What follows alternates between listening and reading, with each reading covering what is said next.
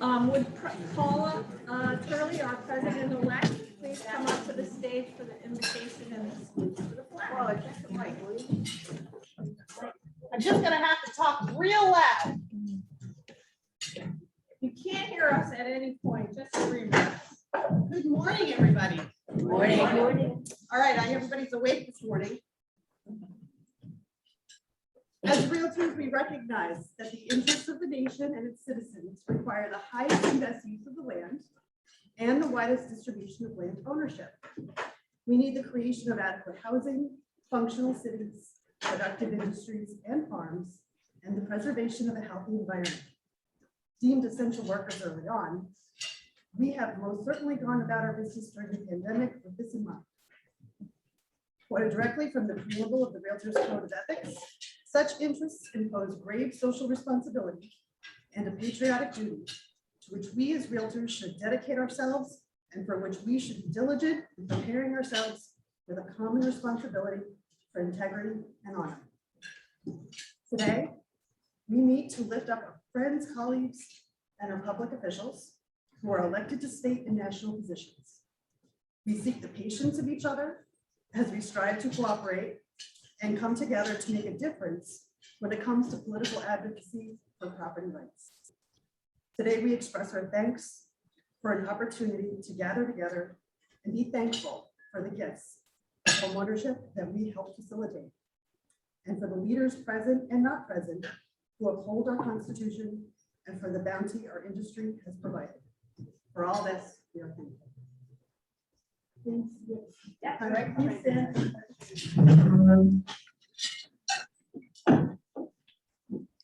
I pledge allegiance to the flag of the United States of America and to the republic for which it stands, one nation, under God, indivisible, with liberty and justice for all.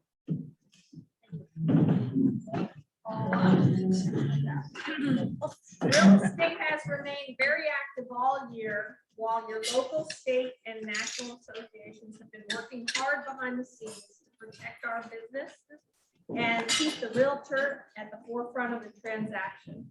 According to 2021 home buyer and seller profile, 87% of all home buyers use a realtor to purchase a home. And we can thank the association's government affairs and lobbying efforts for that. Our members have been careful to conduct business responsibly, and we have continued our community involvement in charitable efforts.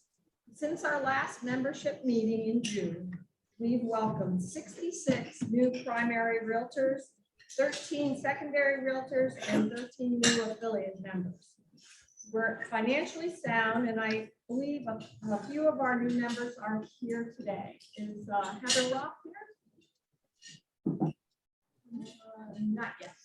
Anybody else new? Okay. Great, congratulations.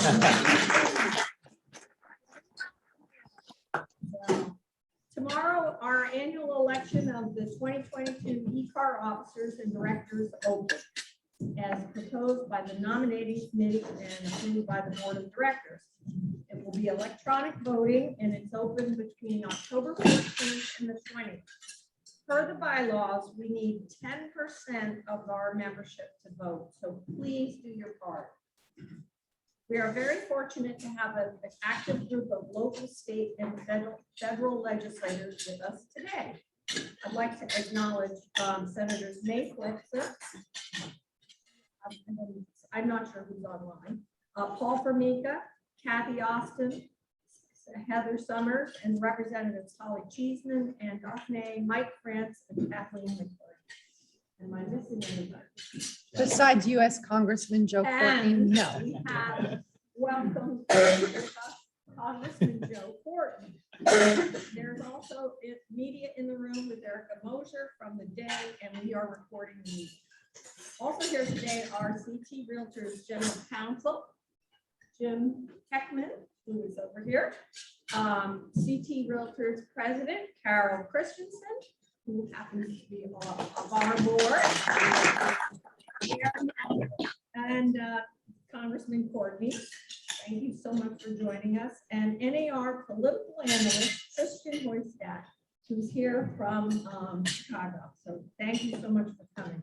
In the interest of staying on agenda, I'll thank and recognize the affiliates at the end. Carol, would you like to update us on what's happening legislatively up at the state level? Come on up if you want, or whatever you want to do.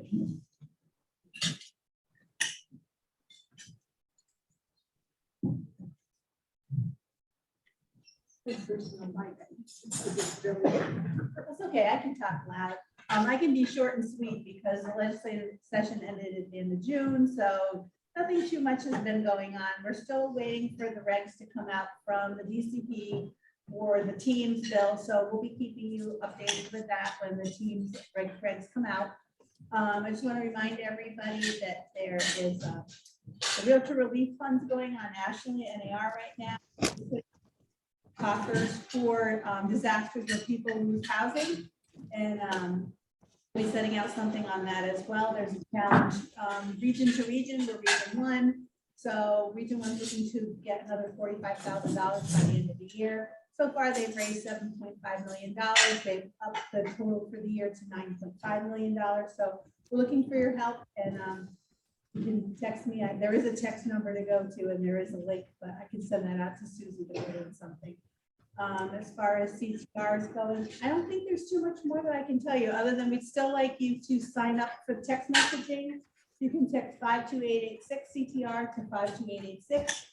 Go to ctrealtors.com/text to sign up for the text. We're actually going to be in an article for NAR because we had a record 11,000 people responded to our call to action about the conveyance tax. So we got recognized at the NAR level, and they've done an article on us, which will be coming out soon. So if you have any questions, you can let me know. And Jim in the back of the room, if you have any questions. That's it.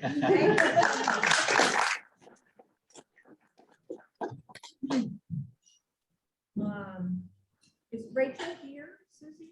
She's online. So Rachel, will you introduce Congressman Courtney?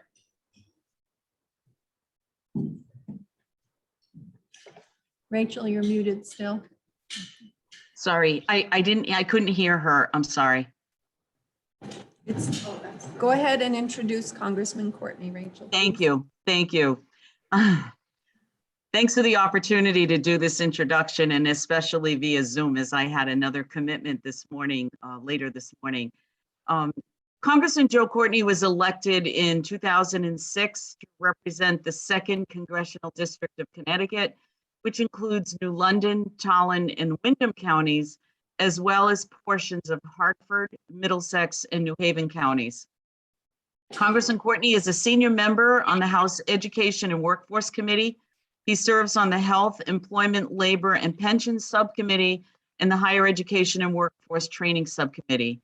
As a strong believer in the importance of higher education for the future of our workforce, Congressman Courtney works to lower the financial barriers to college education and job training for our nation's students. Congressman Courtney is a senior member of the House Armed Services Committee.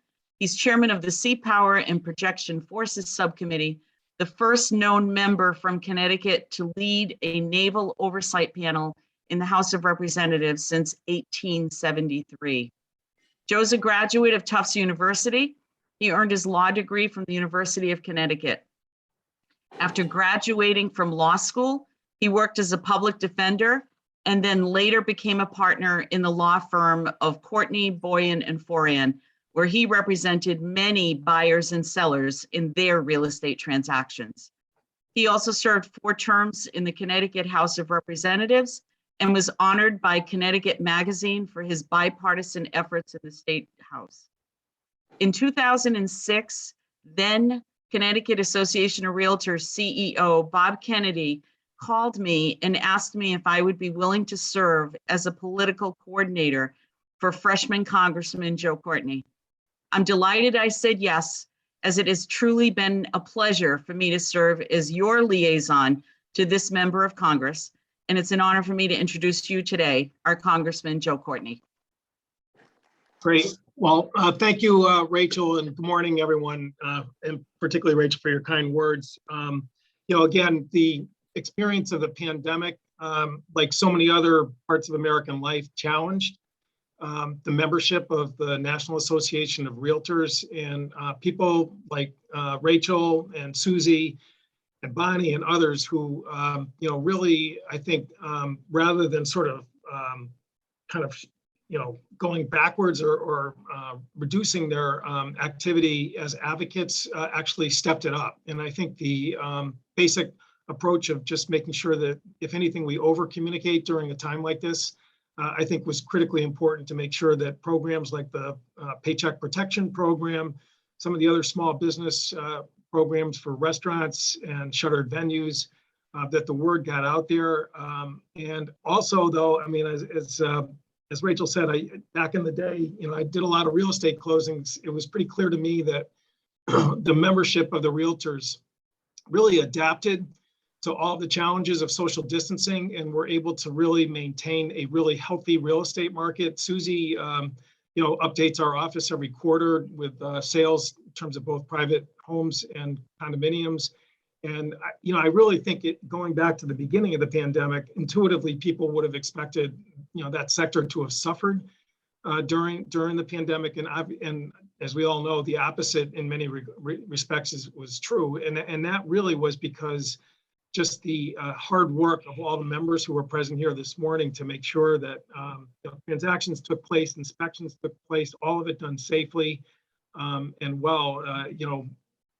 Just again, tip of the hat to all of you for the great work that you did. So in terms of, just the advocacy and, communication, I would like to, particularly with Christian Hoystrad here, tip my hat to the National Association of Realtors in terms of their work involving an issue that's very important to the coastline part of the 2nd Congressional District, which is the revised flood insurance program, which has just been rolled out by FEMA. Again, having been in Congress now a while, unfortunately, the basic approach, with both parties in control was really just to kick the can down the road in terms of these short-term extensions. And the last FEMA flood insurance set up a process for people to finally, just seriously revise the structure of a program that had not been touched since the 1970s.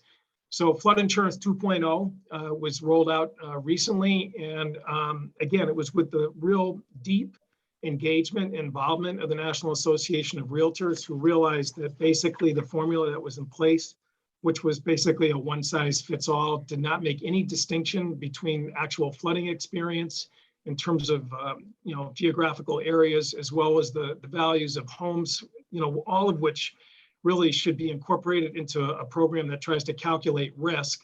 I think came out with a much more nuanced, intelligent program that in some respects is going to reduce people's flood insurance appropriately, because the risk level that now has been factored in justifies that. And again, really moderated the increases that took place, as well as rewarding homeowners and property owners that do more to mitigate risk, which again is really the right kind of incentives that you want to build into the system. And it's still rolling out now. We get questions here in the office, but I just want to thank the realtors and again, welcome any engagement or thoughts that people have in terms of how that's rolling out. In addition, the Emergency Rental Assistance Program, which was part of the COVID relief bill that was passed in December 2020, signed into law by President Trump, as well as the emergency rental assistance funding that was incorporated into the American Rescue Plan in March. We are seeing now in Connecticut, I think what began as a very clunky program, and the Department of Housing is not going to appreciate my comment on that, but it was in terms of just the communication and the restrictions that were initially used, that we're now seeing a much, I think, more robust release of funds, distribution of funds.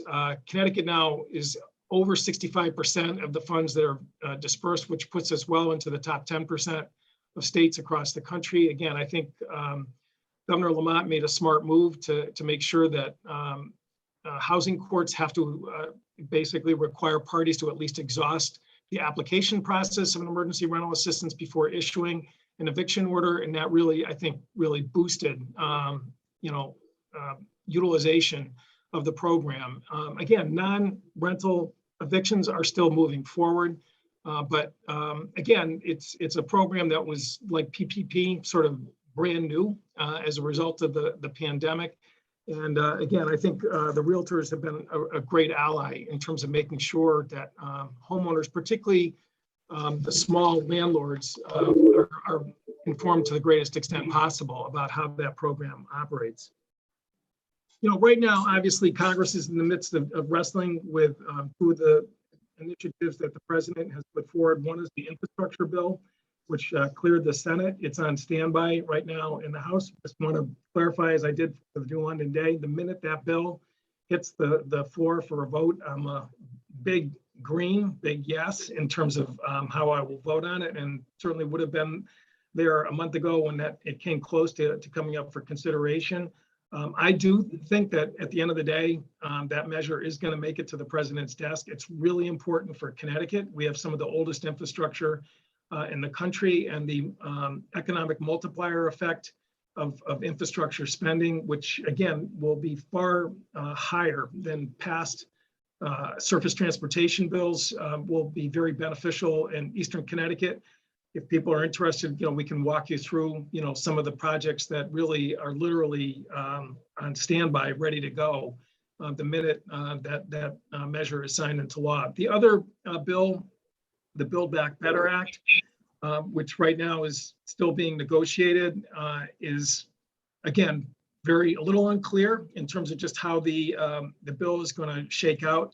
One thing I would just note, that's important, I believe, for our region is that there is a very large investment in job training that's included in the Build Back Better, both in terms of pre-apprenticeship funding, which we know in Eastern Connecticut, the EWIB board has been a smashing success, nationally recognized. That's the pre-apprenticeship fast track 8-week model that has, again, not just benefited the shipyard, but many other employers in Eastern Connecticut. This bill will vastly increase the funding so that we can get the number of slots that can be filled, we know, because of the queue that's out there for people who want to actually take advantage of that program, as well as increase the actual apprenticeship slots. And again, it's not just limited to manufacturing in the defense sector. It is also the way it's structured will also extend into healthcare, information technology, a whole host of other skills that again have really not really used the apprenticeship model that gives people, particularly younger people, an opportunity to get good paying jobs without having to necessarily go on the higher education track. So that's certainly a priority that I'm watching very closely. Lastly, and I'll stop there, is that the bill also includes a number of provisions regarding crumbling foundations, which again, in the shoreline is not as big an issue, but up where I live, up in Vernon, and I know you have members who are listening in here, there's a number of provisions within the Build Back Better regarding crumbling foundations. Number one, it restores the property casualty loss deduction, which unfortunately was stricken from the IRS code back in 2017.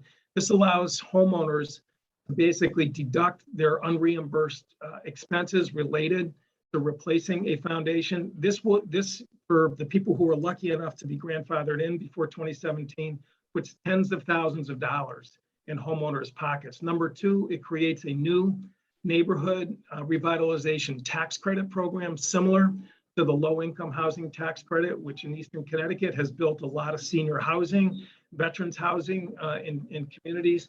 This program would allow investors to basically take advantage of a tax credit to help revitalize and rehabilitate housing stock.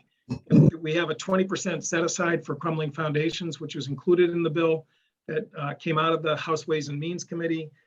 We're going to fight like crazy to keep that measure in. We also have an earmark to help with the crumbling foundations special insurance fund, and tip my hat to the legislators who voted to extend the bonding package this year to replenish that program. The earmark will also provide additional funds for CIFSIC, as it's called. And lastly, there's new investment for the University of Connecticut School of Engineering for the research that they're doing on pyrrhotite, which the more we can understand the science and the chemistry of pyrrhotite impact on foundations will allow us to assess risk better. And that really will hopefully reduce the scope of the number of homes that need to actually go through full lift, clean, and replace, which is the most expensive way to remediate those homes. So I'll stop there. Again, thank the realtors for always staying engaged with our office, and hopefully we'll see you in Washington soon, once the all clear signal has been sent. And thank you for the opportunity to visit virtually this morning.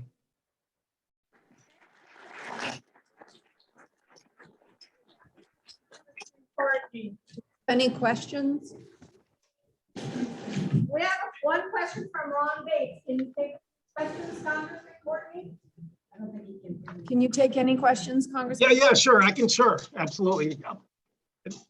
Come over by the mic here. Oh, right there. That, okay. You were talking about the changes to FEMA. Yep. What are you doing to get FHA to allow private flood insurance? FEMA, as of October 1st, the insurance for the FHA is 5 times if my client could get private insurance. 5 times, and it's supposed to be an affordable program, and it's making it very unaffordable if you happen to be dealing with flood insurance. Well, first of all, I'd be happy to meet with your client or have them call my office to sort of walk through, what's going on there. Again, the numbers that we've gotten from FEMA is, and as I said, we've been certainly consulting with NAR during this process, is that that is a real outlier if they're seeing that kind of a spike in their premium. So again, I would encourage your client to contact our office in Norwich, and we can run the traps on that. Regarding FHA, again, their programs are done administratively, not through acts of Congress. It could be theoretically, but the reason why Congress has always been getting involved with flood insurance is that the authority, basically about to go off a cliff, year in and year out. And that would have been a complete disaster in terms of the cost of insurance if there was no federal backstop, which the flood insurance program provides. But look, if your client can sort of demonstrate the delta between the two, we're happy to sort of, like I said, run the traps and see if there's ways that we can come up with other solutions. That obviously is an unsustainable increase, and I appreciate you bringing it to my attention. Yeah, hearing from me, my client speaks very little English, so. Okay. Okay. Thank you. You're on. Any other questions? All right, well, next, we're very honored to have NAR political analyst, Christian Hoistat, here from Washington, who has flown in to give us an update on what NAR is up to at the federal level. So, Congressman Courtney, anytime you need to leave to get on with your day is fine, or you're welcome to stay. Great. Yeah, I'll listen for a little bit to Christian, so thanks. Yeah. Hi, everybody. Good morning. Morning. I am very excited to be back in New England. We got some cold weather, some foliage, Red Sox playing ball, Tom Brady winning football games again, albeit for another team at Foxborough. I'm a New England guy, so there's no other place I'd rather be than New England in the fall. But this actually happens to be my first trip to visit a local association since before COVID. So I've been sitting at my kitchen table for what seems like forever, zooming in, speaking with everyone. So it's a pleasure to fly up finally and actually get to visit with members one-on-one and hear about how your businesses are doing and what we at NAR could be doing for all of you in Washington. So as I mentioned, I'm a New England guy. I'm from Gloucester, Massachusetts, on Boston's North Shore. If you've eaten a Gordon's fish stick or seen the movie The Perfect Storm, that's where I'm from. And I ended up in Washington, D.C. Through college and spent about 15 years working on local, state, and political campaigns and federal campaigns all across New England, and also worked for the Human Rights Campaign, Civil Rights Issue Advocacy Organization in DC.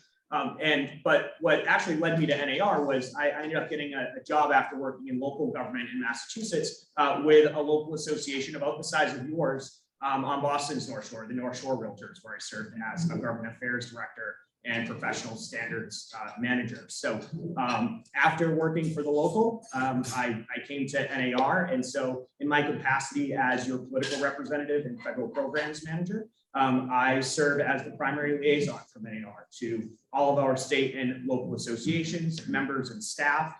In this role, I basically cover any type of federal engagement with candidates or RPAC funding, endorsements, et cetera.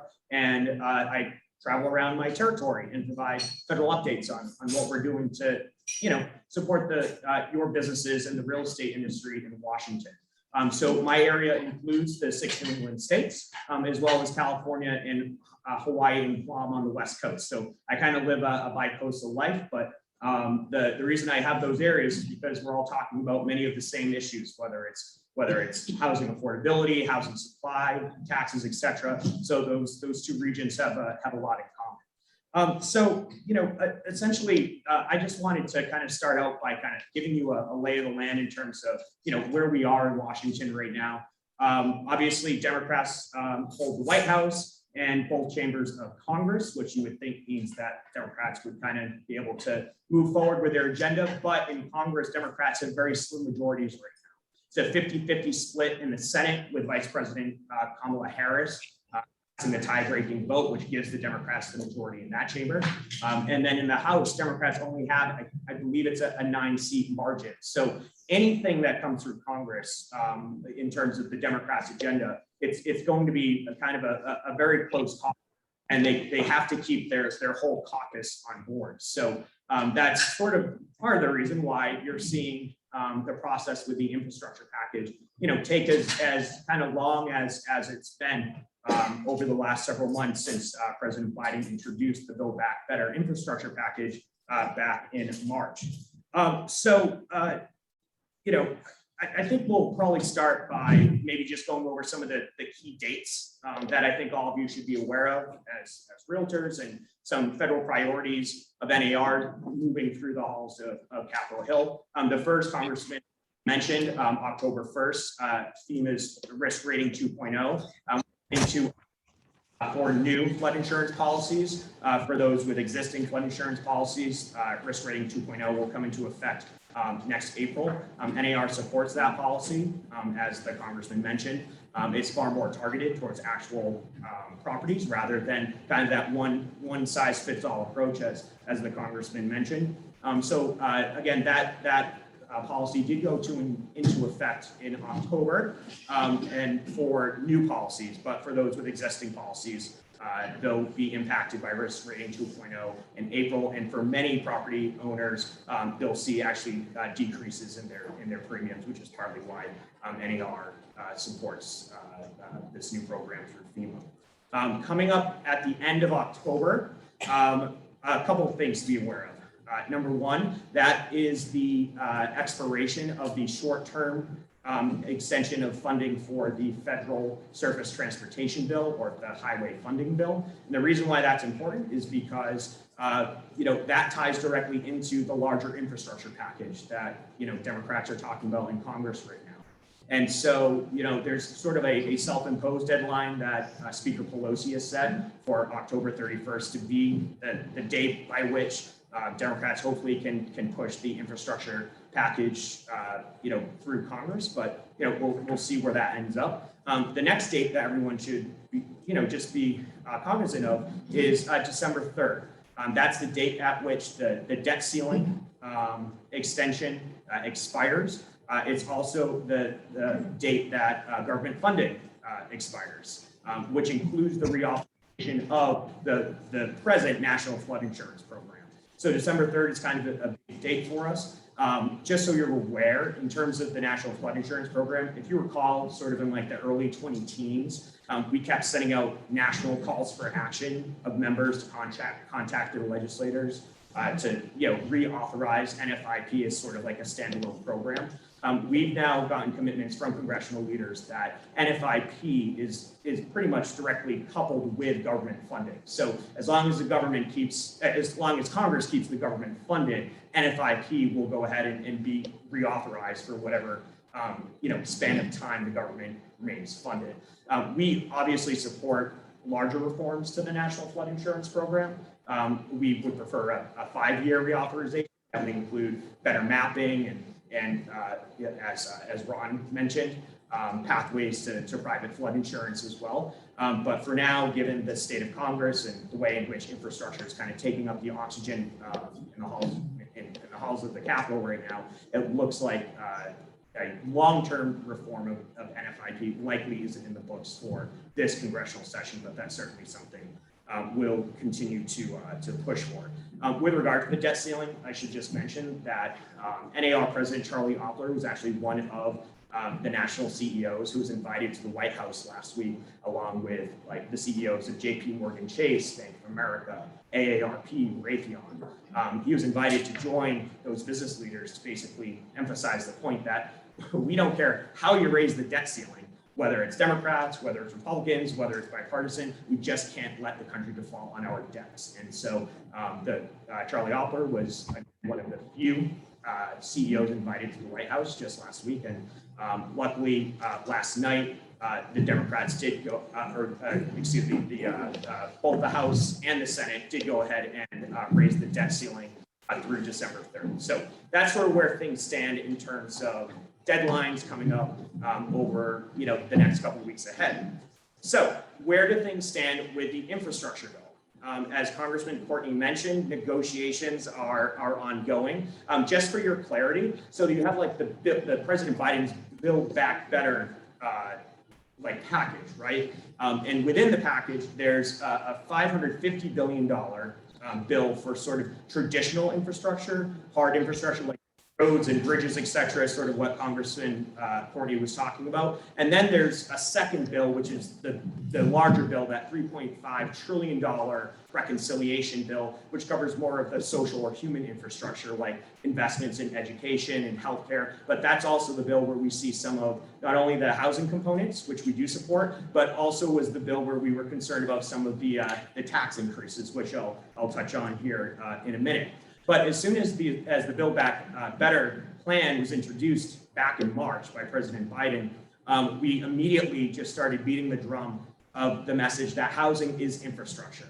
And so we just, throughout the course of the early part of the year, we're just members of Congress that housing components need to be included as part of this infrastructure bill. So one of those provisions, Congressman Courtney mentioned it, the Neighborhood Homes Investment Act, which would provide tax credits for developers to come in and produce what is estimated to be about 500,000 homes. I believe it's over the course of 5 years. That was one of our mid-year legislative talking points that we gave to all of our Realtor members and our federal political coordinators, like Rachel, who introduced the congressman, to bring up and emphasize with the respective members of Congress back in May. And that is one of the components of the forthcoming infrastructure bill. So that was certainly a main priority for us in terms of housing. But we also looked at the bill and saw that we had some concerns about some of the tax components. For example, President Biden had proposed a $500,000 cap on deferred capital gains within the 1031 like-kind exchange program.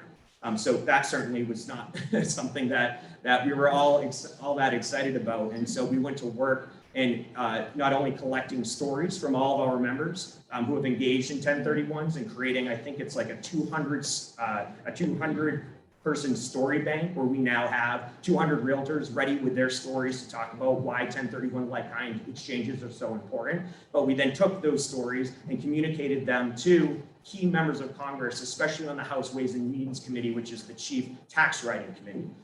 Just one example, as I mentioned, I cover the state of California. Congressman Mike Thompson from California sits on House Ways and Means.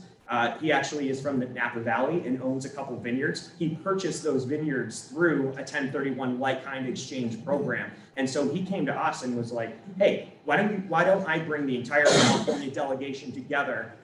NAR and your industry allies come on in and really educate the members of the California delegation, the largest delegation there is in the United States, about the importance of 1031s. And so, that's just one example where, we went to work in making sure that members of Congress understood how, these potential tax increases could negatively impact the housing industry while including provisions to produce more housing. So, our main message was like, we appreciate the housing provisions you're putting in the bill, but please don't increase taxes on the real estate industry that would kind of cancel out whatever positives are included in the bill. Another example of a tax increase was they wanted to tax unrealized capital gains at death for those gifting, for example, a property. And that would essentially eliminate the step up in basis, which is so important in terms of generational wealth. So that obviously was a concern for us, as well as the proposal to double the capital gains tax rate. So those are kind of our three tax concerns. And as things moved through the summer and we came into September and the House Ways and Means Committee was preparing to actually start drafting the bill, we sent out a call for action among our federal political coordinators for those on the House Ways and Means Committee and the Financial Services Committee. Those are the two most important committees in Washington that kind of NAR works with. And we made sure that our federal political coordinators were armed with the information that they needed to communicate to their members of Congress that these tax increases would not be good for the real estate industry. And so we had conversations over the course of 2 weeks. When the draft bill came out of House Ways and Means, we were able to omit the 1031 like-kind exchange cap that was left out of the bill. The proposal to tax unrealized capital gains at death, that was completely left out of the bill. And in terms of the capital gains tax increase, instead of it doubling from 20 to 39 point, I think it's 39.6%, it actually only went up 5% from 20 to 25%. So initially in this draft of the bill that has come out of House Ways and Means, we feel pretty good about where we're at in terms of where the bill might be headed. I just want to provide a caveat in saying this bill is still in draft form, has not been voted on by the House, and still has to get through the Senate. And the Senate really is where the issue is for congressional Democrats and President Biden right now. You have two moderate US senators, Joe Manchin from West Virginia and Kirsten Sinema of Arizona, who are insisting that the $3.5 trillion package be slimmed down. Joe Manchin has called for a $1.5 trillion package. At the moment, it sounds like President Biden and congressional leaders are aiming for somewhere between 1.9 and $2.5 trillion. So now on the other side of this, our concern is that if they're going to slim the package down, now we're concerned about the key housing components actually being left out of the bill. So now we're advocating to make sure that the Neighborhood Homes Investment Act is kept in there. Out of the House Financial Services Committee, Chairwoman Maxine Waters actually proposed a first generation homeowner program that will provide $10 billion for first generation homeowners. And so that is like one of the proposals, for example, that we are certainly advocating to keep in the bill. And so, the way we're looking at the infrastructure package right now is, we were able to avoid most of the troublesome tax issues, and now we just need to wait and see to what other housing components actually make it through in the final bill, and we'll continue obviously pushing the message that housing needs to be included as infrastructure. So that's sort of where things stand, and as I mentioned, the self-imposed deadline for Democrats right now is October 31st to match the deadline for the expiration of that federal highway funding bill, which would be included as part of the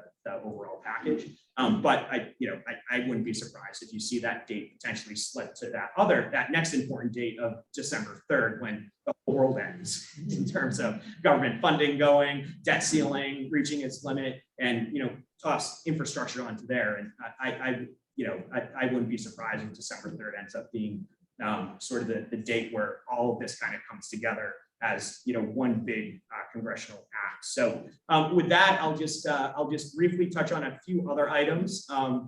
One, in terms of looking at the midterm elections in 2022, just a reminder that your current U.S. Senator Richard Blumenthal, as well as all 5 congressional seats, are up for re-election next year, as well as your state legislators. Right now, from a federal perspective, we're watching the redistricting process across all the states individually right now. Some states, the legislatures manage redistricting. Other states, they're independent commissions. We likely won't have a full picture in terms of the new congressional districts being withdrawn across the country until sometime in the beginning of next year. And so that very well may have an impact in terms of states that are losing congressional districts, having to combine districts, so you might have incumbents running against each other, whereas other states, they've added congressional districts, so you'll have a whole slew of new candidates running for these new districts. In Connecticut, things seem to be pretty stable. You didn't add or lose any seats, so that'll probably tamper down some of the excitement in your elections next year. But just in terms of time frame, you've got your filing deadline on June 7th for federal candidates. I think your primary is, and then the general election is November 8th. Bigger picture, what's going to happen with Congress? Traditionally, in a midterm election, the party that holds the White House loses seats.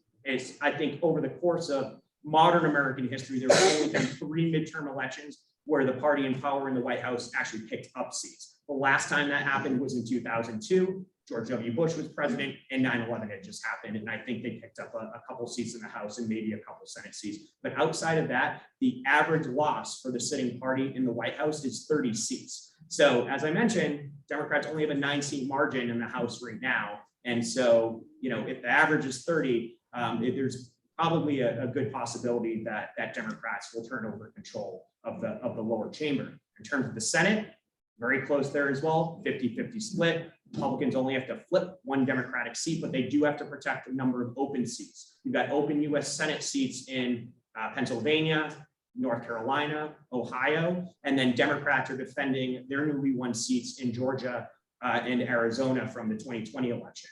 Also, right kind of up the road here in New Hampshire, that's actually likely going to be one of the most highly contested U.S. Senate seats in 2022. You've got the incumbent U.S. Senator Maggie Hassan, who will likely be challenged by 1 of 2 candidates, either the current sitting very popular governor, Chris Sununu, who's a Republican, and former U.S. Senator Kelly Ayotte, who was knocked out of office by Maggie Hassan. So up here in New England, that's probably the race you're going to be hearing most about in terms of the Senate.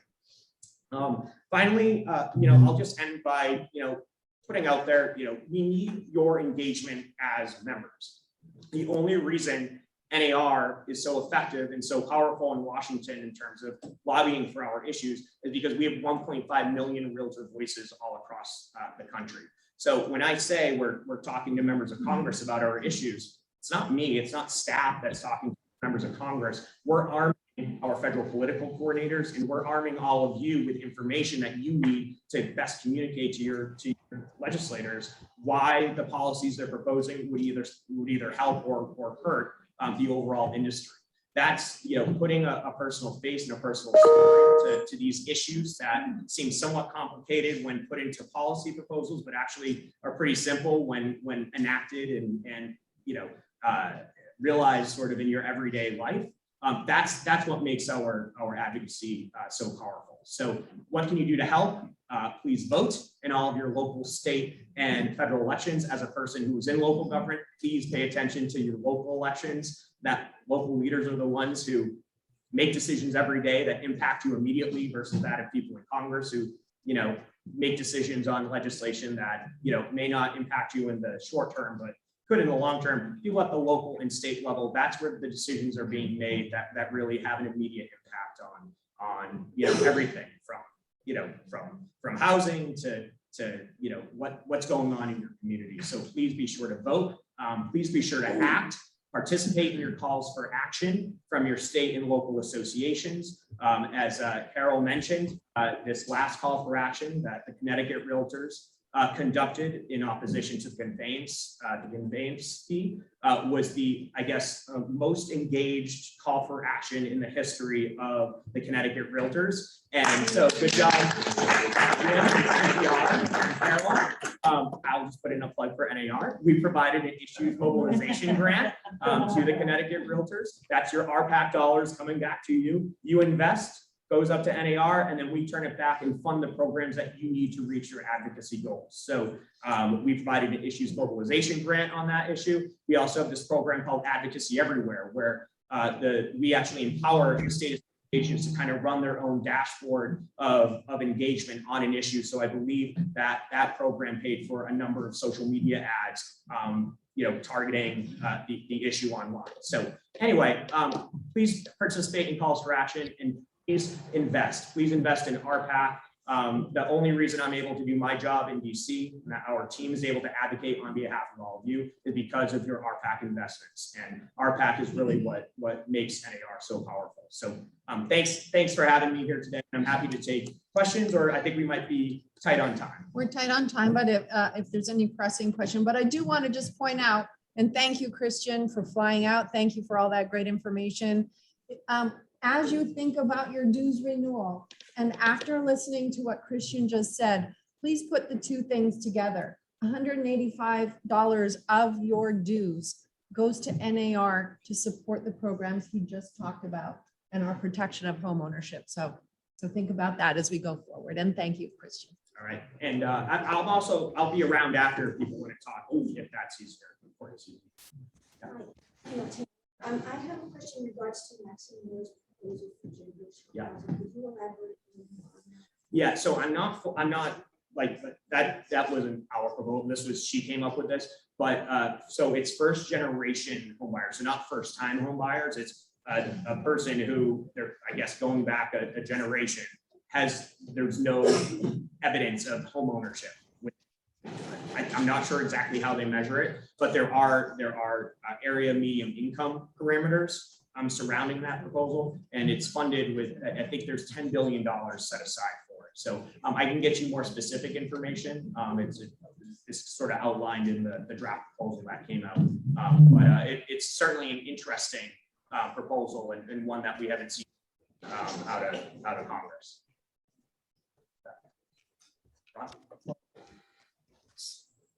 Piggybacking off of that, the concern is what is that going to do for anybody that's not already being done by FHA, rural development, and first-time home buyers that the states can do, CHFA in Connecticut. As far as I know, all the states have that type of program. Yeah, I mean, like I said, I just was pointing out that it is a proposal, related to housing that's coming out of the House Financial Services Committee as part of the package. I think you're right. I think there are programs similar to that, in other agencies and perhaps on the state level as well. But it is just an example of where Congress is taking a federal lead on it, which we haven't actually seen before with regard to first generation homeowners. Obviously, we've had first time. I'm just saying we shouldn't be supporting wasteful spending, unless it's something that's Understood. And to be clear, Ron, I kind of alluded to, we have not taken a position on the infrastructure package, mostly because, I mean, there are concerns, there are good things and bad things. There are concerns and there are things we like. And obviously the size of the package is a great concern to a number of people. But if they're going to spend the money, we'd rather them spend it on something that's promoting housing rather than, something else, right? And that's what our job is as your advocacy team in DC. Your dues go to us to make sure that we're promoting issues that kind of help you in return. So it was just, I was highlighting it as something into housing that could potentially have an impact on the district. Thank you. Thanks, everybody.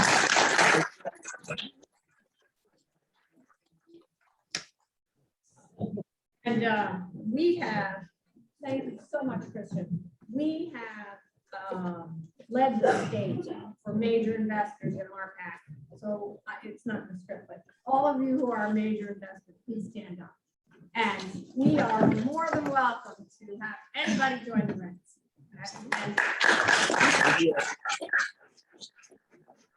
And in this state, so we are supporting our local politicians and in a big way. Finally, we are here pleased to have 7 local representatives and senators here today. Senator Mika, Kathy Austin, Heather Summers, Representatives Colin Cheeseman, Ann Dauphiné, Mike France, and Kathleen McCarty. We'll have a few minutes to give us an update of what they are working on in their districts and provide us with their views on real estate issues such as conveyance taxes, property tax relief, whether or not municipalities should be able to continue minimum lot sizes for single-family properties, the creation of first-time home buyer savings accounts programs, or other ways to create homeownership programs, or ideas for growing business in Connecticut. And we will start with Senator Mika and go down the line. So we just stay at the table here, Susan? Sure. Yeah, okay. Just talk about that. Everyone here okay? Thank you very much. Good morning. Good morning. Thank you for the opportunity to come here today and once again share with you some of the things that I'm doing. And again, appreciate your support over the years. I am on the Redistricting Committee for the state of Connecticut. We're working through that. As you may know, the census numbers didn't get to us till very late in the process. So the process has become, really delayed. We have until November 30th to present our maps to get those approved. And then beyond that, if that doesn't happen, it goes to the Supreme Court. So we are kind of maneuvering the different districts, looking at the 36 Senate districts at this point, because I'm serving with Senator Pelley. The House members are looking at those House modifications or adjustments that may be necessary based on the population. But it looks like the general theme is there's a lot of new condensed people living in Fairfield County at the expense of some of the people in the second district, which has kind of shrunk a little bit. So by the population in the second district getting lower, it looks like people running for that seat are going to have about 100 towns instead of 64. No, I'm kidding, it's not 100. But it is going to expand. And if you see the map, the second congressional district is almost half the state. So it's a very difficult district to campaign in and to compete. So I think there's going to be some modification of that moving out, and then a shrinkage of some of the districts for the congressional Fairfield. But we're still working on that and moving forward. I think some of the issues that are facing our state have to do with supply chain issues. Certainly, if you're a house builder, there are problems there. Certainly in my business, the food chain is definitely stressed, and it looks like it's going to be there in that way for a number of months. Certainly through the holidays, the job market, the labor market is challenged, and I think those are things that we're going to have to work on. Juvenile crime and the uptick in crime in our state that's occurred as a result of perhaps some of the legislation that was passed, perhaps the pandemic, perhaps a combination, perhaps just people getting frustrated, but the juvenile crime issue needs to be addressed. And we are going to present a press conference today at about noon to talk about some solutions that we're putting on the table for discussion. And we think that that's an issue that needs to be handled in a better way. Tenant landlord issues, you may know, some of you may be landlords. I am one.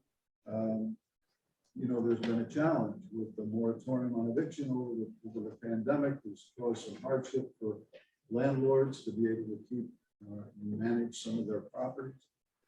I believe one of the one of the big failures of this administration is to get the release of the state and federal dollars that are in a fund that are designed to protect landlords and tenants. Tenants mostly. Their tenants can't pay the rent.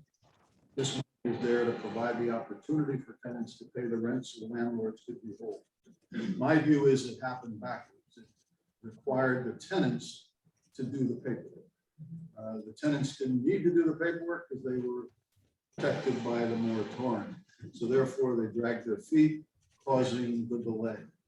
I put in a bill that would allow for the opportunity of landlords to put that in with strong reporting that would be required to make sure that Mrs. Jones and this apartment is now paid for this month, that month, and the other, and make sure that that was being reported on. That didn't make it through the legislature in the last session. The change came in, and there were $235 million of federal money that came into that support program. 150, I believe, is still available, plus new funding available for 2026. So the message is the money is there. If you are talking with landlords or landlords yourself, contact all of us, no matter who you like to contact up at the state. Let's fight for you to get that situation. But there's still a kind of a mechanical, problem in order to get that money out. It needs to be loosened up because it's sitting there doing nobody any good if landlords are losing their homes and tenants are under stress now with the moratorium is over. In terms of some of the questions, I know we're probably tight on time. The conveyance taxes, you want me just to go through that, or how do you want to? Well, maybe we should let everyone have a chance and then we can ask broadly anybody's Do thoughts the on. questions after? Sure. Okay. All right. So All right. All right. I think that's good. I'm on the Energy Committee, the Finance, Revenue and Bonding Committee, and I'm in leadership for the Republican Party for this session. Energy is a big issue. We know about the Connecticut Port Authority and the opportunity to get offshore wind jump-started from London County, which should be a job producer, and it should offset some of the problems we have with generation. We can talk about that after. I know you just were appointed to the Regulatory Commission, right? So next up is Senator Kathy Austin. Welcome. I'm Kathy, and Paul and I have been sitting next to each other at the General Assembly for. I think he's not used to loud women, and I find that loud women get things done. So that's the way I look. I have 3 daughters. So I represent the towns of Marlborough, Hebron, Lebanon, Columbia, Sprague, Franklin, Norwich, Lisbon, Ledyard, and Montville. And I'm the co-chair of appropriations and shepherded through a bipartisan budget that dealt with a lot of issues relative to surplus funding, the general fund budget, and I worked on a piece of legislation that required the American Rescue Plan funding and spending to go through the appropriations committee so that we had tight controls over the administration relative to how that those dollars were put out. It successfully shepherded for the first time ever a significant amount of real dollars to go into the unemployment trust fund, and have a meeting set up with the appropriations committee on November 1st to talk to them about what's going on with unemployment, where we stand. Do we need to borrow any more money from the federal government? That's a direct jobs related bill, because by doing that, we are not requiring all businesses to put the dollars in to repay the federal government for money we borrowed during the pandemic to support unemployment. I think that that's one of the most important components of the American Rescue Plan that we put in. And I'm working with my co-chair, Representative Walker, because our budget built in about $270 million in surplus in year 1 and year 2. And I would like to see at the end of the biennium, a good portion of that go to the unemployment trust fund. And I think that that's an important way for us to tamp down on the cost for small businesses and large businesses so that we can continue to meet the needs of them. I am the chair of the Southeastern Delegation, which all of us are on. It's a bipartisan group of people and have set up a slew of meetings with large businesses and then have been meeting with smaller businesses. Now, by a small business, I say Hillendale which is in Bosra. It's actually in 5 towns, but their home office is in Bosra, which that's in Falls District. But they have over 315 workers. They have more than 40 openings that they're trying to fill of skilled and unskilled labor. They're the largest egg producer east of the Mississippi, and they're 4th largest in the country. That's somebody that we want to have here because they provide a living wage. Even their unskilled labor is making more than $15 an hour. That's very helpful in this neck of the woods. That is something that we want to keep an eye on.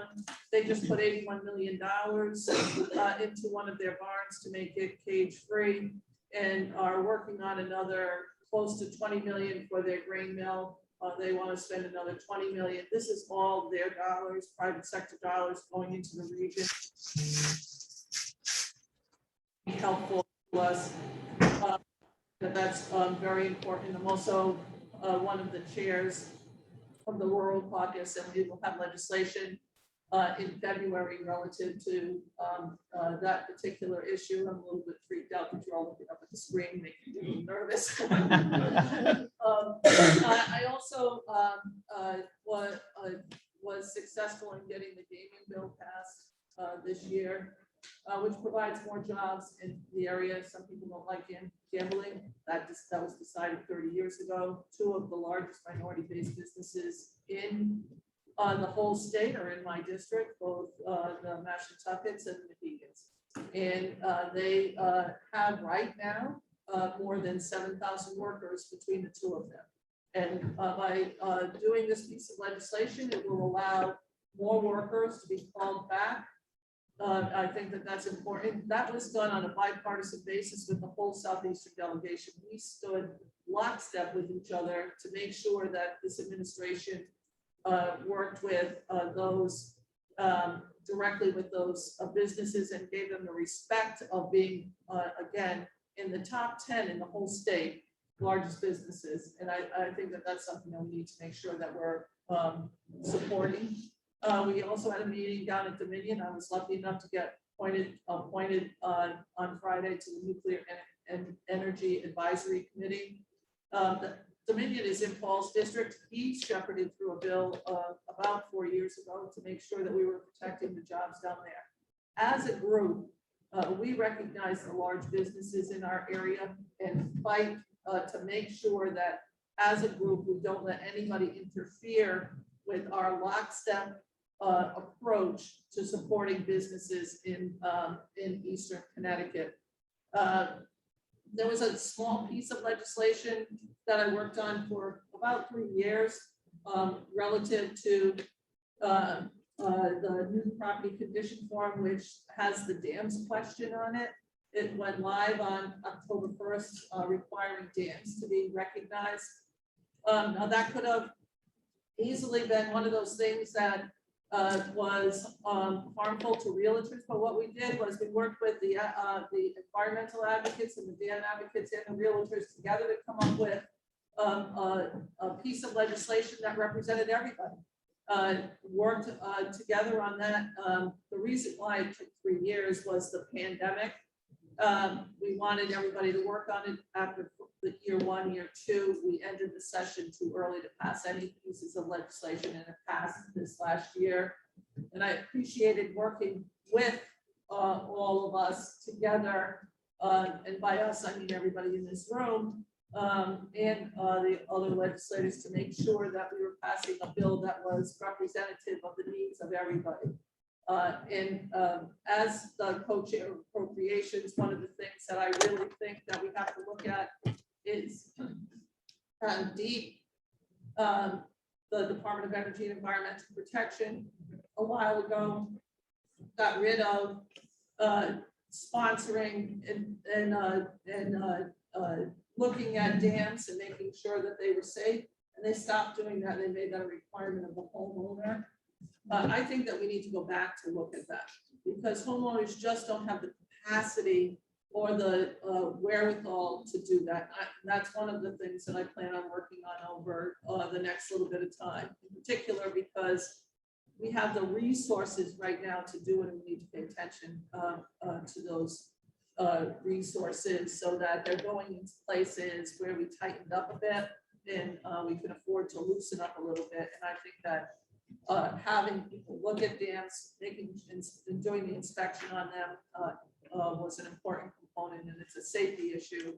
And we can't afford just to not do it because the homeowners don't have the capacity to be able to do that. In particular, some dams are on older properties with older constituents that don't have the disposable income to deal with that. I appreciate everything. There's still 4 more people over there to talk, and plus Heather. At least I see Heather up there. This neck of the woods, when Paul talked a little bit about the state pier on a bipartisan basis, we've been holding the administration's sort of feet to the fire to make sure that it's done in the correct way. And I think that that's very important because we want to make sure that this would happen in a responsible way. And I think that that's very important for us to pay attention to, and still working on that. And then have been working very much with the agricultural community. I went to Pride's Corner, which is in Lebanon, for those of you who may represent Lebanon and the housing there. Pride's Corner, 400 full-time workers year-round, 300 seasonal workers that come in.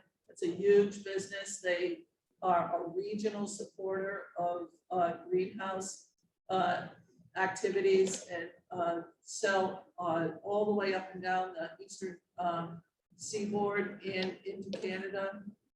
They said to us the other day when we were out there, I was out there with Representative Ryan and Representative Smith, that one of the things that they want to see is more inspectors so that their product can get shipped out right away. And that's at the agricultural experiment station, which only has 1 inspector right now. And really all they're asking for is 1.5 more full-time employees. That's the kind of thing that I've been working on and met. Last week I went out to Divine, which is a business in Montville. What they're looking at is affordable health care for their workers because they also have a labor shortage. They have 10 positions that need to be filled that are at a $40,000 to $60,000 a year range. Those are good paying jobs that we're trying to get filled. They feel that they need to also have benefits, and their benefit costs have risen exponentially. And so I'm working with them to make sure that they can get affordable health care. I'm all set. Okay. There you go. Well, thank you. And next we have my own senator, Senator Heather Summers.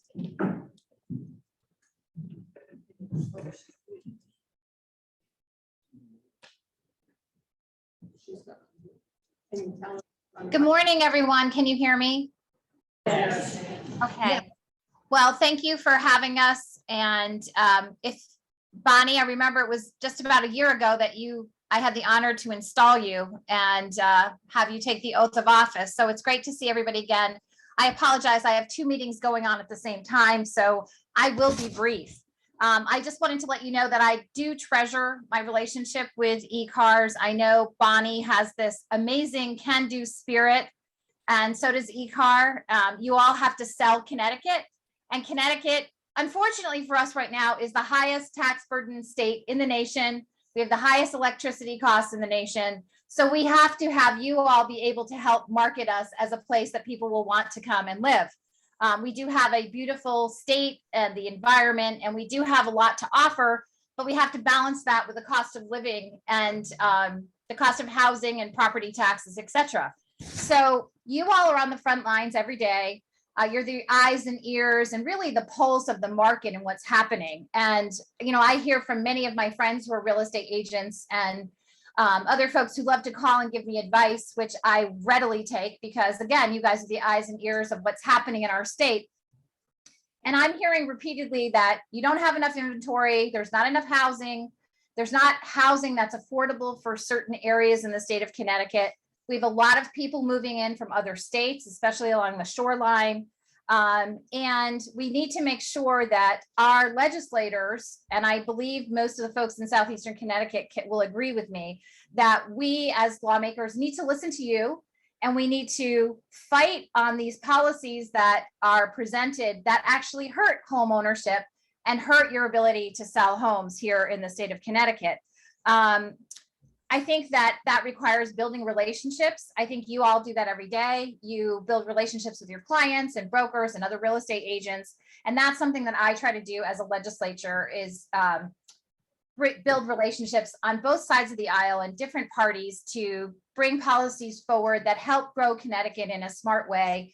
That's the only way that we can actually get anything done. Yesterday, myself and Senator Austin were in Norwich. We both worked on a bill to help those folks who are disabled. So when we work together, we're much stronger.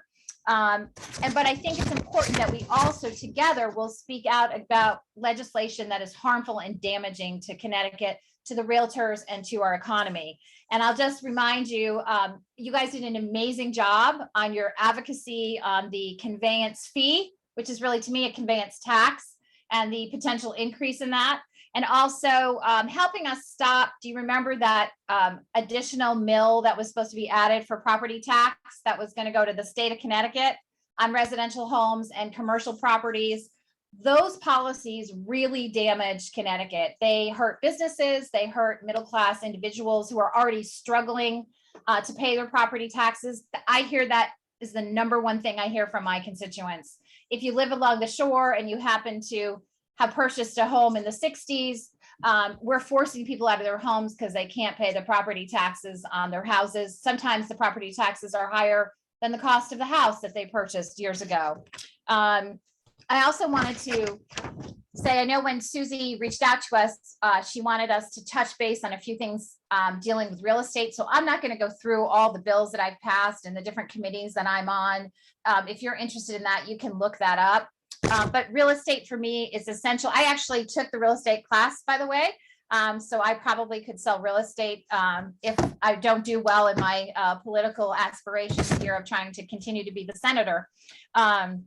But real estate is essential to the recovery and the stability of our community, of our state. You help build our communities, and it's really important that we listen to you. So one of the things that I think we need to do is push policies that strengthen Connecticut, strengthen our economy. I had a great data center bill that many of us worked on that could bring great business here to the state of Connecticut without a significant impact to the infrastructure or to communities, but provide some high-paying technical jobs. I also think we need to push legislation that helps our schools and those communities. Our schools are really suffering. Our kids have missed school, really have for almost a year in many cases. Our rate in some of our cities at the reading potential you should be at in 7th grade is at 17%. So only 17% of those kids in some of our cities are reading at grade level. They've had a whole year of hybrid learning or not being in school. And I think that's something that we really need to focus on in the state of Connecticut to help all of our students. They're the future of our state and the future of our country. And this is what I hear from constituents. I hear, and from real estate agents, they're very concerned. We don't have any inventory. Houses are not staying on the market. In my district, I think there was just a listing of a house that if it sells will be the most expensive house in Stonington to have ever sold in the state of Connecticut, in the town of Stonington. They had a showing, they had an offer at the showing. That's how quickly inventory is going. I'm also hearing not enough affordable housing, and there's a lot of misinformation about what affordable housing is in communities. I also am a huge advocate of let's have a real intimate conversation about affordable housing versus helping somebody get that down payment to buy a house so they own the house and they have ownership in that piece of real estate, because we all know owning a home is the greatest wealth provider that we can give someone. And I know many people that are in quote affordable housing rental properties, and they will never find a pathway to get out to home ownership, because affordable housing is not necessarily cheap housing depending on where you live. I would like to help people in a way that they could actually maintain and own a home. I think that's really important. I also am hearing a lot of concern about property rights, what people can do to their homes, what they can't do to their homes, how these zoning laws that have been proposed in the state legislature will change the dynamic of communities and, rural communities. There's a lot of people that are very concerned about those types of bills that are being presented in our legislature for good reason. So I think we need your input as realtors on the good, the bad, and the ugly. How do we find balance with those proposals? I'm hearing a lot of pushback from landlords that have unfortunately not received any of the rental subsidies or payments that have been granted by the state and the federal government. So now they can't make their mortgage payments. And so that is a big concern. I agree with Senator Formica on some of the funding that we have at the state level that has not been released yet. I think that's a huge issue, and that we're going to see that sort of come to a head shortly. I also am concerned about the issue that we're seeing in different towns on, and I know I asked Susie to ask you all, so I would love to have your feedback. How do we balance someone who owns their house but needs or feels they need to rent it to be able to pay their property taxes? And we have towns that are saying, we will no longer allow you to rent your home unless you rent it for more than 30 days. So I live on the shoreline, and so I represent places like Groton, Long Point, Noank, Mystic, and you'll see Airbnb or VBRO where people need to be able to rent their houses for a week or two or a month so they can pay their property taxes on the other side. I think that's a fine balance that we have to figure out what is the best approach to that. I'm not sure town by town, this mix match is the best approach. Is that different? Owning your home and having to be able to rent it to pay your property taxes, is that different than somebody who comes in and buys a home, never lives there, and is renting it out on a weekly basis, which really kind of is a business? So those are questions that I'm looking for you to help give us feedback on what you see, what you think as a realtor. Many people I know say, hey, it's my property, I should be able to do what I need to do to stay in it. These people are not having loud parties, etc. But that's becoming a real issue along the shoreline. I know that Noank, for example, just passed, they have their own zoning. They just passed a ordinance saying you cannot rent your house unless it's 30 days or over. And that's causing a lot of consternation for many people that, especially retired folks, are trying to stay in their homes but can't afford Connecticut's property taxes. So I'd love for you to weigh in on that. And lastly, I just want to let you all know that what you do is so important to be able to have us shape policies that make sense for the state of Connecticut. I'm looking forward to hearing your thoughts and your concerns. And last question is, I hear this continually. Again, this is all throughout my entire district. So I represent from the shoreline up along the border of Rhode Island. So some very rural farm areas that I am there quite often doing a lot of work with the farmers, etc.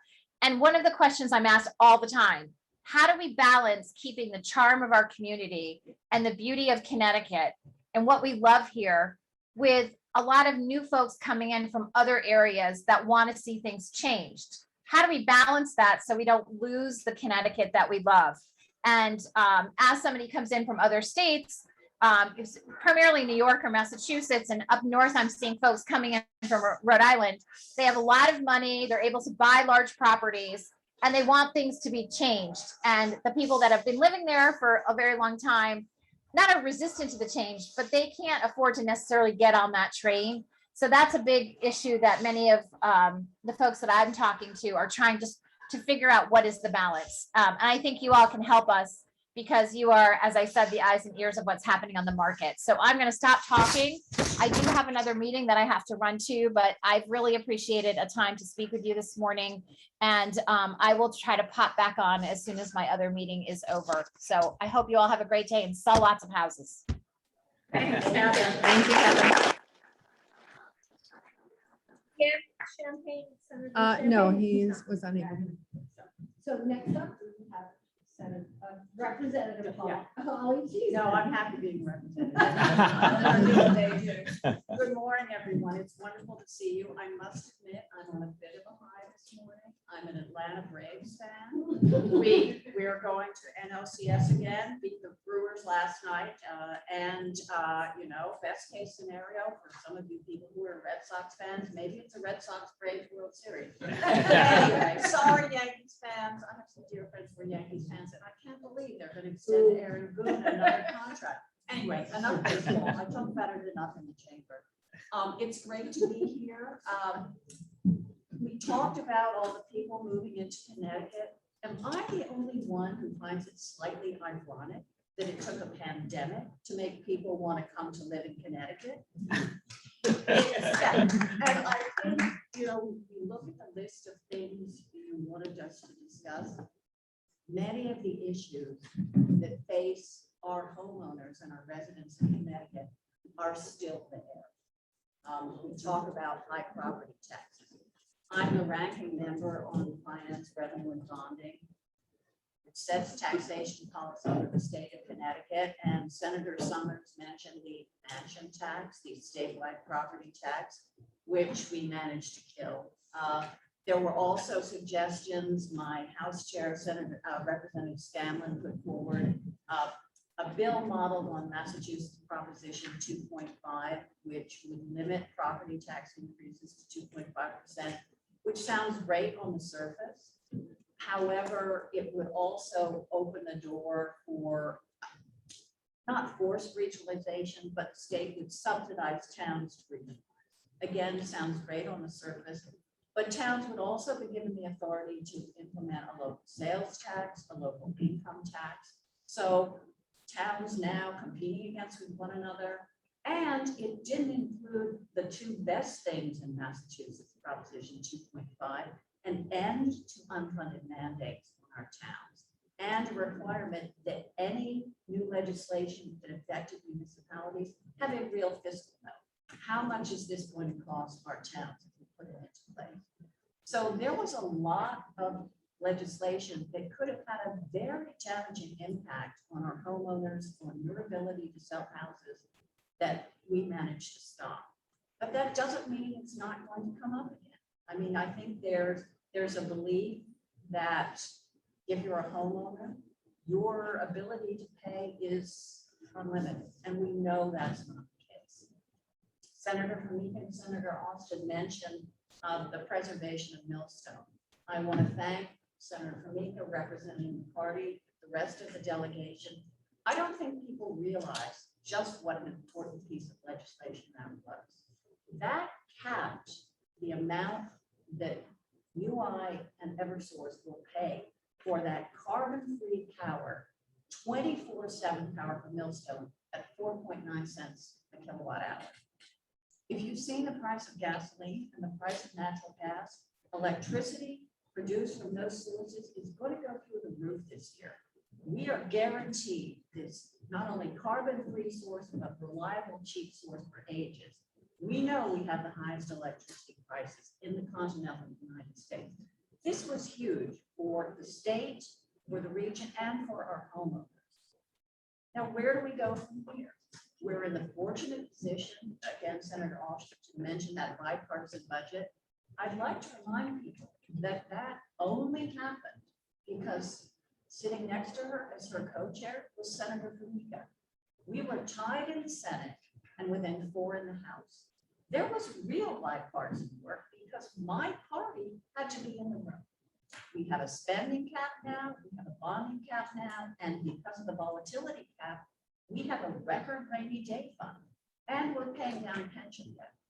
But that happened because all voices, including Republican voices like yours, were heard going forward. And finally, because I know we've got bunches of people who have even better things to say than I do, marijuana. I have been a vociferous opponent of the legalization of retail marijuana. If you want to read a really important piece, Google Robert Corey, Connecticut. He was one of the leading proponents of legalization in Colorado and admits it's the biggest mistake he ever made. Your towns are now in the position to say, we don't want retail sales. People say the state needs the revenue. As of 2029, the state of Connecticut will not see a single dime from the sale of retail marijuana. It will go 75% into a social equity fund, which will go to communities disproportionately affected by the war on drugs, our cities, and 25% to deal with mental health and substance abuse, to fix the problems we've created by legalizing it. Your towns get 3% if they allow it. They can't use that to lower property taxes or pave your streets. They can use it to beautify the areas around the pot shop, to pay for substance abuse, to help formerly incarcerated individuals re-enter society, all very worthy. But this is not a pot of gold. This is not a pathway to prosperity. This, in Colorado, 150% increase in drug driving tests. Yukon Health has asked for extra funds to deal with child poisonings they know will result. So please, in your towns, if you don't want the pot shop, if you don't want your town to be noticed, that's where we go to buy our dope, then work with your local municipalities. Because I don't think this is good for our towns. I don't think it's good for our residents. I don't think it's good for our children. And if other towns want to have it, fine, but you have to be aware.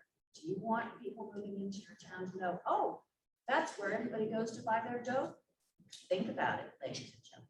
And that's my public service announcement for today. And I will hand things over to the next speaker. Thanks so much. All right, next is Representative Ann Dawson.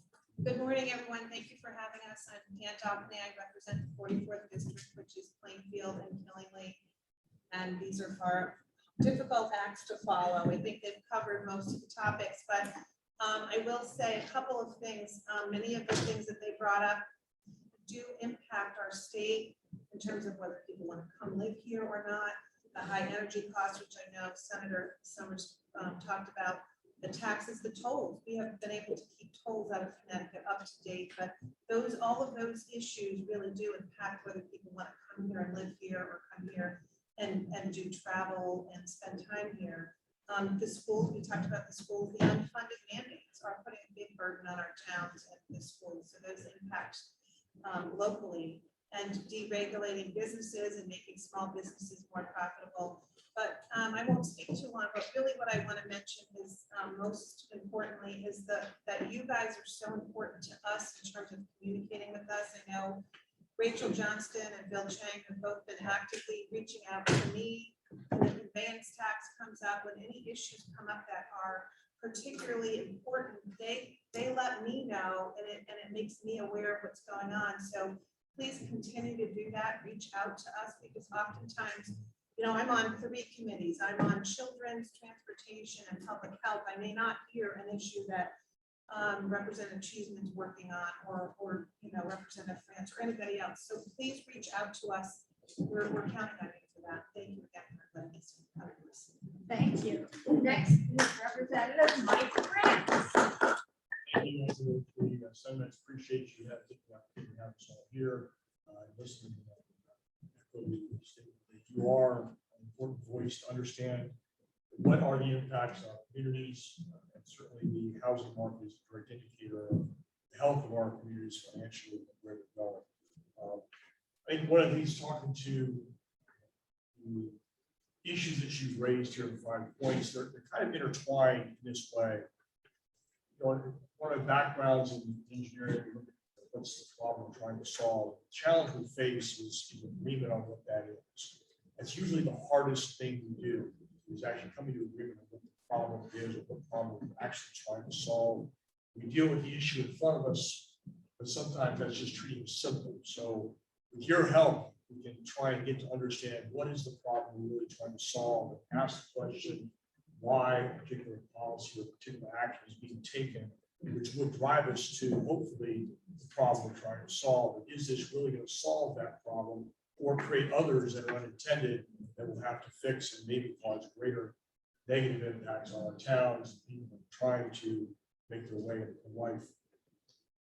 When you look at business opportunities, business development, home ownership, one of the things that comes to mind, if you look at one of our larger employers that's growing in our areas like electric boat, and understanding what their needs are, they're looking at another 2,000 or 3,000 net increase in population. With the retirements, it's substantially more than that. Are the retirees going to move out? Many do not. And so you now have to have an increase in housing stock that doesn't exist. What does that housing stock need to look like? So a recommendation might be to explore with the HR side of electric boat as an example of other major companies to understand for the employees that they're interviewing, the ones that say, I'm not coming to Connecticut because housing being one of those things, why? What are their reasons for not coming here? Is it apartment style housing rentals? Is it home ownership? Is it affordability? What are the impediments to that? And how can that be helped in legislation or other things? And you can be a help in doing that to help understand that. That's one way to take the opportunity to learn from a local business that is growing and will have substantial impact on the housing market because of an increase in the number of people that would like to come to the state to fill the jobs that are there. I think that the understanding, going back to the problem, what are the impediments to that? So what regulations and laws have we passed over the last 10, 20, 30 years that have not resulted in the positive outcome we anticipated in the past, and to help understand the impact directly to housing market, real estate market, and having the opportunity for people to come to this state and thrive. I think what we saw in the pandemic is, to put it, for lack of a better phrase, escape from New York. A lot of New York City residents came here to escape what's going on in their city. So it's not a long-term thing, and it really does drive the market to be very short-lived. Houses going on the market almost before it hits the listing, it's already having an offer many times above ask. But that's going to be a relatively short-term trend. And then how do we deal with the housing market that is coming forward beyond that?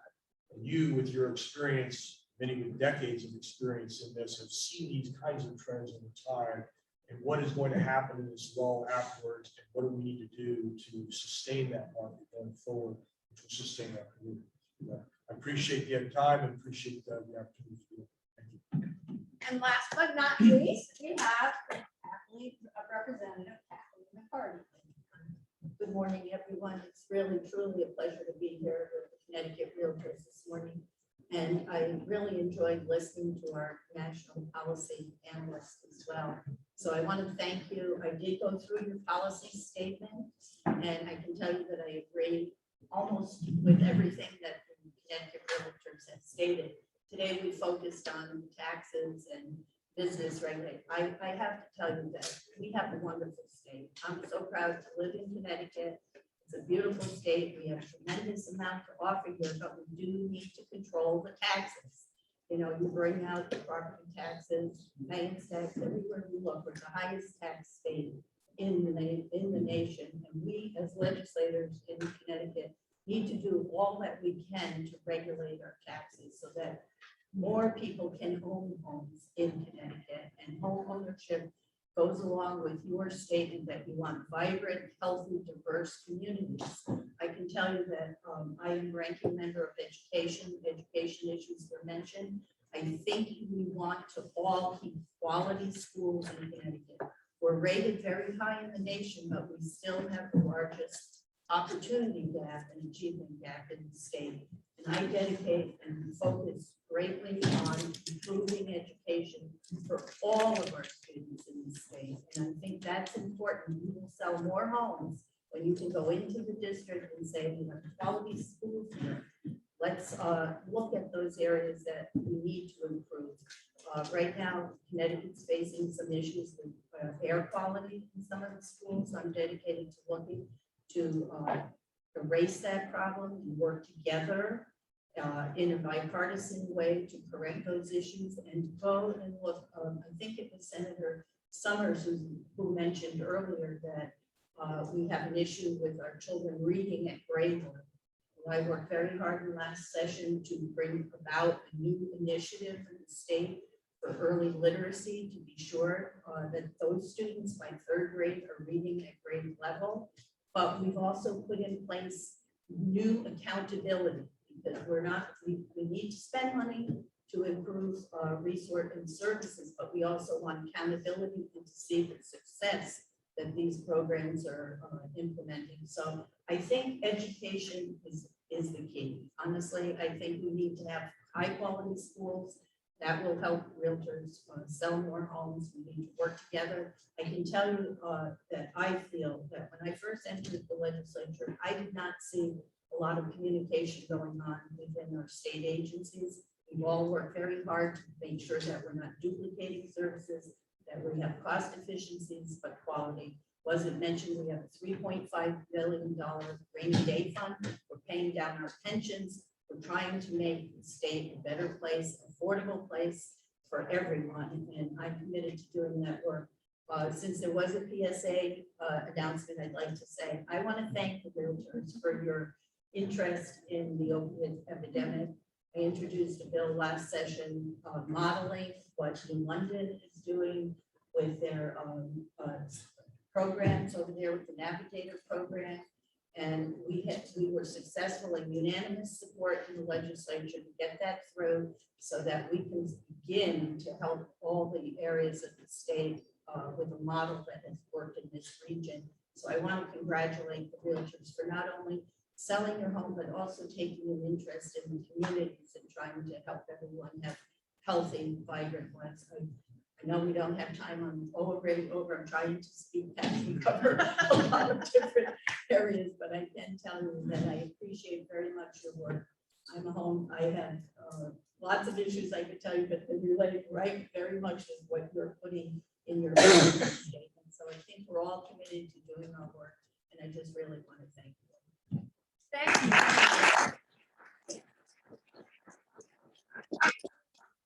Very, very much for coming. I know it's a busy time of year. You're not running this year, but you're helping your local candidates. We have local candidates who are running among our realtor family. I see signs around. So get out and support your fellow realtors who are running for office.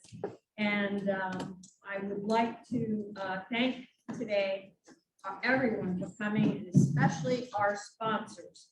Our diamond sponsors are Green Home Solutions with Dustin Maurice. You want to say a few words, Dustin?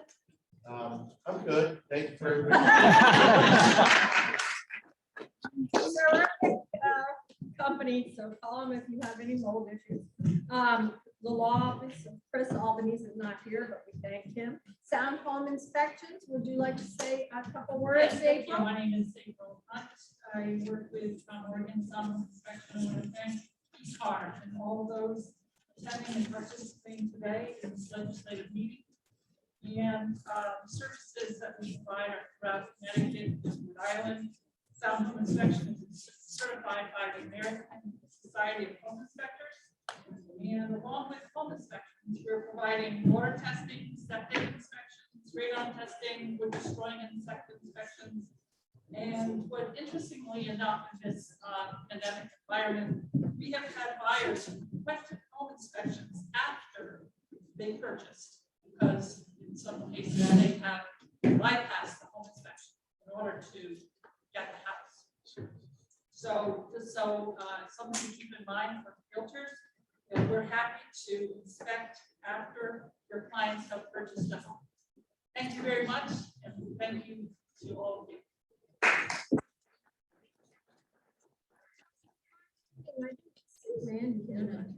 Not here. Okay, thank you. For Gateway Mortgages, Dorothy Side. Hello to everybody. Just want to tell you two things I think are important in the marketplace for mortgages.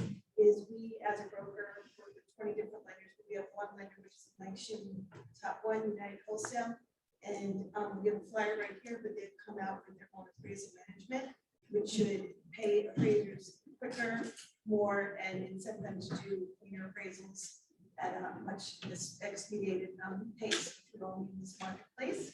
And then the other thing is, great news in this area is that the conforming home limit is changing as of November 1st. We have it now to 625 versus 568. And thank you very much. Thank you, John. He is not here. John's one of our local representatives for our legal, but thank you. And Tiger Homes, Sue. Yep, I'm here. Thank There you, you are. Tiger, Home and Building Inspections. I'm Sue Fasciani, Marketing Manager with Tiger. I just want to quickly say thank you so much for everybody being here today. To follow up on Congressman Courtney about concrete. We do have those inspectors that can help your clients with that, and we have the right form so that they can apply for the insurance. So very important for you guys to know. My table's over there if you want more information about Tiger Group, and grab a little goodie bag. Thanks again, everybody. Thank you. Represented by Luciana Cabrera. Hi, everyone. So happy to be here. I was just at the Raffles conference, didn't see her long ago. But just here representing Tulsa Groton Bank, helping anyone for central buyers.